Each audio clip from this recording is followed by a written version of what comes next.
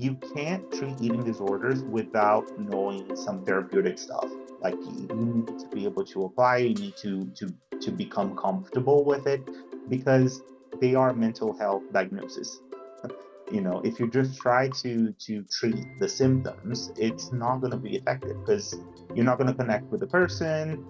You it's going to be the very dismissive. Oh, you have anorexia. Have you thought about just eating more? It Simple. doesn't. Or just giving someone a meal plan with 4,000 calories. Here you go. Here's the fix. It's just uh not helpful. Welcome to the RD Roadmap, Journey to Eating Disorder Expertise. This is episode 6, Climbing the Competency Mountain. My name is Jill Seiki, registered dietitian and certified eating disorder specialist. My name is Mateus and Jill. I'm also a registered dietitian. All right. Well, so glad you're back and listening to our podcast. We're very, very grateful. Today, I wanted to really talk about to tag on what we talked about in the last episode, at least episode 4, which was, understanding competency, then going into proficiency, and then eventually expertise. Generally, that process is a good 5 to 7 years minimum, probably, and depending on how many hours and contact hours you're getting with eating disorder eating disorder clients. But I wanted to dig into more of the competency part of it. And I really feel like it can be quite the mountain to climb. So that's why I named it that particular title, Climbing the Competency Mountain, and really wanted to look at that into more depth in our backend paid membership portion. But yeah, just really maybe starting for this section of the podcast, reflecting on how much lack of competency I had going to the sort of field. And I thought we would both reflect on our experiences and really show the differences. And, I'm sure many people have been in those spaces similar to us. But Mateus, what's it been like for you? I feel like your competency climbing of a mountain was a lot different than mine. So I thought maybe we could start with you and then I'll reflect on mine. For sure. So I was a dietitian, I've been a dietitian for a number of years, but I started working with eating disorders specifically almost 3 years, 2 and something years ago. And it was a very drastic change, but it was also a very guided one. I feel like I had a guide. I was going to this trail with a guide. I was not going going at it, completely by chance. And I think it's what really helped me um, develop a sense of confidence in my skill set because I started working at the practice here, and I started working uh, with you, Jill, and observing you help clients. Then it moved into you observing me and kind of sitting in the sessions with me, actually doing like more of a dual session and then more into like an observation type of scenario. So whenever I would feel kind of lost, I'd be like, hey, Jill, what are your thoughts? And you would kind of jump in, or sometimes if I'm getting lost in the medical stuff, which happened a few times, you would just guide me back to the actual problem at hand and the eating problems and all those things. And I also had a residency that I was doing with you in the meantime. So I had a lot of reading materials that I was completing. The modules in the residency were very well structured and went over the different therapeutic modalities and also the nuances of the more specific work of the dietitian, in eating disorder treatment, such as the plate by plate method, all these different things. And I could not imagine uh, how it was for you to kind of figure a lot of this out on your own. And I would love to hear a little bit of your experience, going into the field, and what was maybe similar to my experience, maybe it was what was a lot different. Oh, I think I just the climbing the mountain analogy, we'll just go with that. I loved how you said you had a guide, which I feel like I had none. I didn't even have a map to look at. I just decided to climb a mountain that I had no idea where I was going. And I live out in Colorado, so they call it the 14ers, the ones that are 14,000 feet up. And I feel like I just climbed a 14er without any guidance and support, training, conditioning, anything like that. I was thrown into it. But like for you, you've been a dietitian already in Brazil for several years with a lot of background with medical aspects, a lot of knowledge base. You did not come into this field as a what I call a newbie dietitian right out of school. You had to gain the registered dietitian through the United States. And so you had to take some extra courses and go through the whole internship to have the credential here in the United States, but you came on board with a lot of experience already. And I think that was similar, that I as well did. I had already been a dietitian for a good 10 or 15 years and had worked in critical care, had worked in outpatient services. I've worked with amazing therapists and seeing them in action and work. I felt so incompetent starting in the eating disorder field. Long story short, I ended up going to a private practice that treated only eating disorders. And I was interested in having, being in private practice myself. And I thought, oh, that'll be great. I'll join this practice. And no idea that this dietitian was known for eating disorder treatment. And every client that came in that door had an eating disorder. And I remember being in her office and she had amazing handouts, like 20 of them. And I remember looking at them going, wow, okay, I could use this. And I've had nutrition counseling. I've had motivational interviewing, just like you. I've had intensity in terms of training around things. I'm like, I got this. And my first few clients who I think I had days of cancellations because, generally it took a while to build up a caseload. I'm like, why are they not coming back? I don't know. I didn't know how to use the handouts. I didn't know what I was looking in the room. I felt so incompetent. I just felt like, what am I doing? It was so infuriating for myself. And I just felt stuck. And so I just started digging into, okay, let me see how many CEUs I can get on eating disorders. And so I can't remember what it was, some online version of, and so I think it was 12, 15 hours of CEUs of learning like basics of eating disorders. So I started there, started reading books and just trying to make connections. I remember that there was very little dietitians in Houston that treated eating disorders. And so I started a group with it. It wasn't the Houston disorder specialist that's there now, but it was just a group of dietitians like, hey, can we connect once a month and just talk about cases?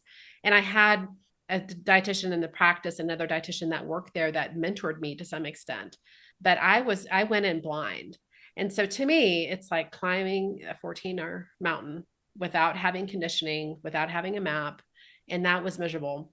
So when I learned about the certification, I was like, well, I'm going to get supervision. And so that's when I started to have individual supervision. So a lot of what you experienced in the practice was, how do I make sure that people coming in don't ever experience what I experienced? Because that was horrible.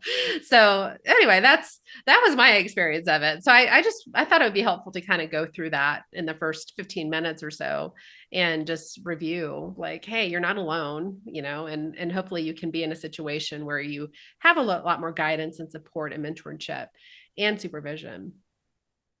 Yeah, yeah. It's been a really cool experience. I'm still learning a lot.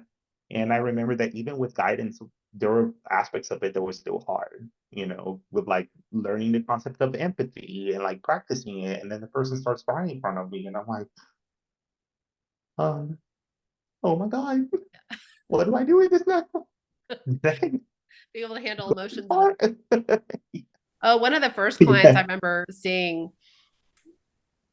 I think the mother was hiding, trying to get fat and protein in her daughter's food. And so she had informed me of that beforehand. And I just decided to let her, she was kind of talking about, the client was talking about, oh, I don't eat this food or that food. I'm like, well, actually, your mom does put this in your food, and she was hiding it. She screamed at me. Oh my God. And I think she was hiding nuts, and the fat content was very unnerving for her. And she screamed at me, I cannot believe I'm eating nuts. Like, we the conversation ended. I left, and all the dietitians were like, "What happened in that room?" Well, she fired me, and the mom went to another dietitian.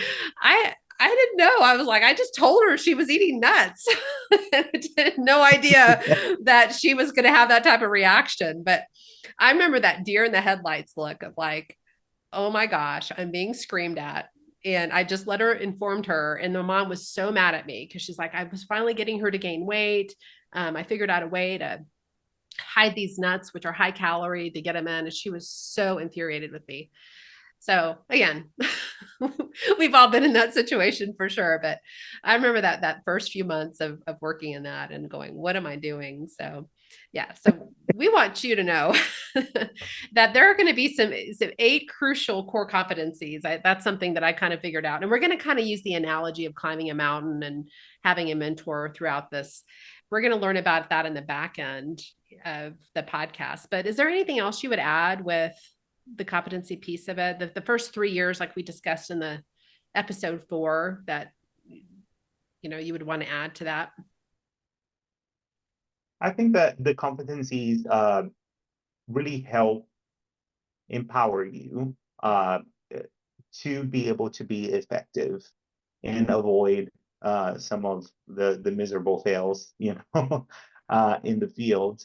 Um, because the reality of the matter is mentorship is not something that is very present in the dietetics field, unfortunately.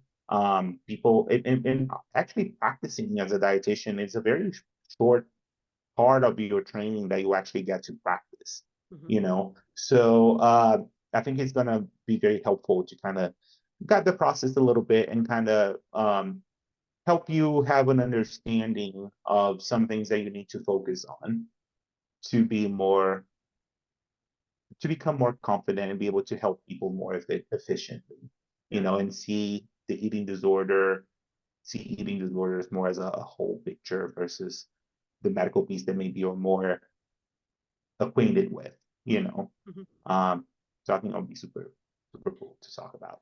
Yeah, I think the competency piece of it, you will gain confidence. And how you do that is some support and extra knowledge base. So with a lot of books out there, there's a lot of knowledge, like you're learning, right? I remember getting that first book of the basics of eating disorders, and I learned a lot. The application piece of it's really challenging, right? There's not a lot on the application. I know Molly Kellogg has 3 nutrition counseling books that you read, but even that is knowledge Yes, based, and they give case studies.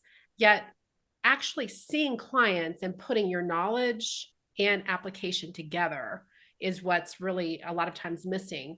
That's what supervision reviews and looks at for you, but really having the experience of seeing clients is the other piece of it. And I know you've talked about that before, of learning something in a module and immediately applying it in the room, which helped yeah, really solidify that knowledge and helped you understand how it worked. Is there anything more you would say on yeah. that end? No, I love that you mentioned that book because I remember one of the tips, one of the counseling skills was when you feel lost to start reflective listening. And because that encourages the client to chime in and add things that you're missing, and it gives you some time to conceptualize without just staring at people with a blank face. And I read it and I used it in the same week, and it was really cool because I was like, oh, this is nice because we spend like all these years in undergrad, oftentimes learning, and we don't get to really practice it until much later. So it was a cool like read because I had Monday was a reading day for me. So I like read Monday and then I had client schedule like Tuesday, whatever, uh, Wednesday, Thursday, and I got to apply those concepts like right away. And it was almost magical how I would learn about CBT and I'll be able to apply CBT concepts like the same week. It was a really cool experience. Yeah. No, and that's the beauty of it when you have someone in the room with you, or you're learning that knowledge and actually able to apply it a little bit. So all right, well, join us hopefully in the back end where we're going to talk about the 8 crucial core competencies. We're going to review them. I know we touched on some of them think in episode 2 or 3, we even mentioned some really digging into malnutrition a little bit more. I think it was episode 3 that we talked about it. So, we'll of course talk about that in further detail and organize that for you. But hopefully the next several podcasts, you'll really feel like you have a sense of where your learning process will go, orderly, a sense of direction, a good map ahead of you. And hopefully we can, you'll feel like you have the two of us at least side by side with you in some of this process. So join us in the back end rather, and we will see you shortly. See ya.